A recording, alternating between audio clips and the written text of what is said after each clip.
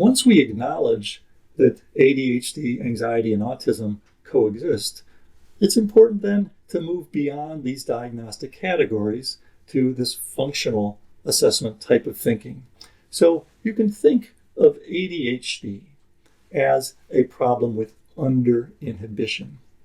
On the other hand, you can think of anxiety and autism as a problem with over-inhibition, each at opposite ends of the self-control spectrum. And I call this the self-control and attention-dysregulation spectrum because it creates a cool mnemonic, SCADS, and it fits because there are SCADS of children. There are lots of children with ADHD, anxiety, and autism coexisting. So if ADHD is a problem with under-inhibition and anxiety and autism are a problem with over-inhibition, well then ADHD can be thought of, as distractibility, poor focus, anxiety, and autism as perseveration, getting stuck, hyperfocusing. If ADHD on the one end of the spectrum is a problem with the brakes being too loose, well, anxiety and autism are problems with the brakes being too tight. ADHD can be an issue with the gears shifting too easily. Anxiety and autism, you can be stuck in one gear.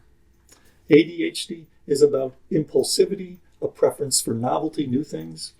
Anxiety and autism can be about inflexibility, a preference for repetition and ritual. ADHD is about leaping before looking. It can lead to some dangerous behaviors.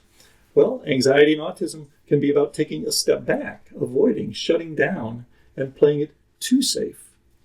ADHD can be an issue with living too much in the moment, living too much in the here and now.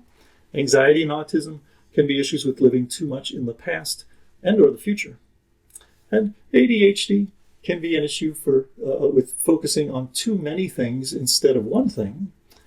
Anxiety and autism can be a problem with focusing on one thing to the exclusion of others. So you see how these categories of diagnosis can be thought of as being at opposite ends of a self-control and attention dysregulation spectrum.